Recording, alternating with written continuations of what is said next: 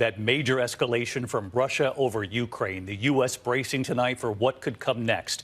Tonight, Russian President Vladimir Putin has told the Russian people he is now recognizing the independence of two separatist regions of Ukraine.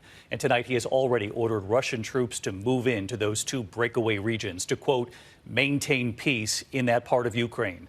Tonight, President Biden responding with new but so far mild sanctions, still bracing for what Putin could do next. The U.S. warning Ukraine's President Volodymyr Zelensky to leave the capital of Kyiv for his own safety. President Biden speaking with him late today. Zelensky is expected to speak to the people of Ukraine any time now. Vladimir Putin, in a series of carefully planned out moments, holding a televised meeting with his national security team, during which he asked each of them should he recognize those two separatist regions in eastern Ukraine as independent. They all answered yes. Then late today, speaking to the Russian people in a televised address, arguing Ukraine is not just a neighbor, but a country with, quote, blood and family ties to Russia, calling the Ukrainian government corrupt and a puppet of the West. Putin claiming Ukraine is the aggressor. In recent days, flooding Russian TV with images of women, children, and the elderly being evacuated from eastern Ukraine. Though the U.S. believes all of this has been orchestrated, that Ukraine has planned no military action. Tonight, more than 150,000 Russian troops still posted on three sides of Ukraine.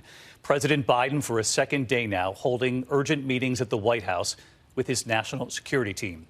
ABC's Cecilia Vega at the White House tonight. James Longman from Moscow. Martha Raddatz on the border of Ukraine and Poland. What she's learning from her sources tonight. But we do begin with ABC senior foreign correspondent Ian Pannell in the capital of Kyiv, Ukraine. Tonight, a dangerous escalation in the Ukraine crisis. Russian President Vladimir Putin formally recognizing two pro-Russian rebel areas in the east of the country as independent, ordering his military to move across the border under the guise of peacekeeping.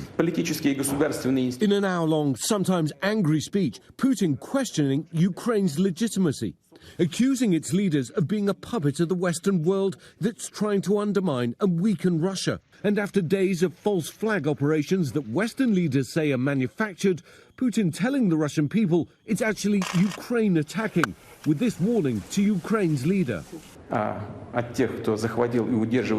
We demand you immediately cease military action, says Putin, otherwise all bloodshed will be on your hands. Putin is using justifications like peacekeeping, which no one outside of Russia will believe, but the Russian people will believe, because Mr. Putin controls what they see and hear. The move could open the way to Russia formally annexing the regions which it's de facto controlled in any case. President Biden, for a second day in a row, convening an urgent meeting of his national security team. Despite warning of catastrophic consequences, the White House choosing to impose relatively minor sanctions for now. The European Union also condemning Russia's move as a blatant violation of international law and promising more sanctions. Earlier in the day, in a bizarre orchestrated performance, Putin gathered his top national security advisors on live TV to ask if he should recognize the rebel regions as independent. Unsurprisingly, they all said yes. Russia's amassed more than 150,000 troops around Ukraine's borders.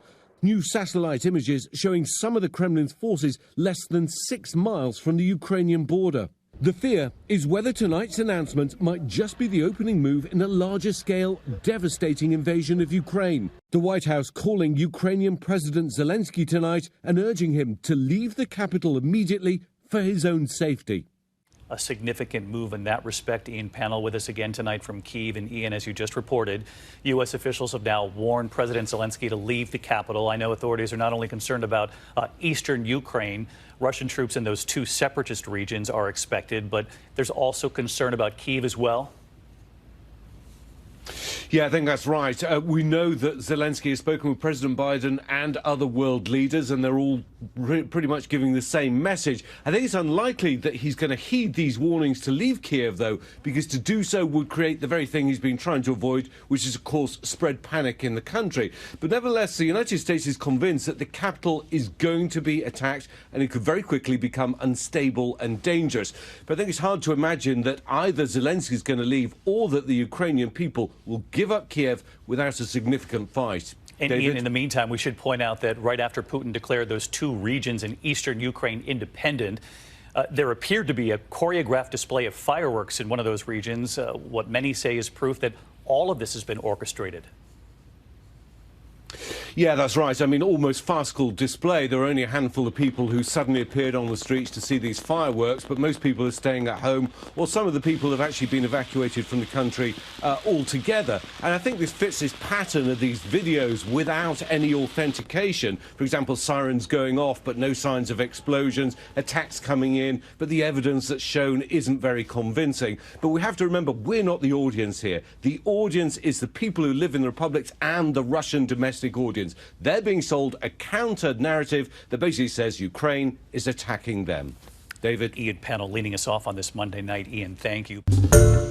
Hi, everyone. George Stephanopoulos here. Thanks for checking out the ABC News YouTube channel. If you'd like to get more videos, show highlights, and watch live event coverage, click on the right over here to subscribe to our channel. And don't forget to download the ABC News app for breaking news alerts. Thanks for watching.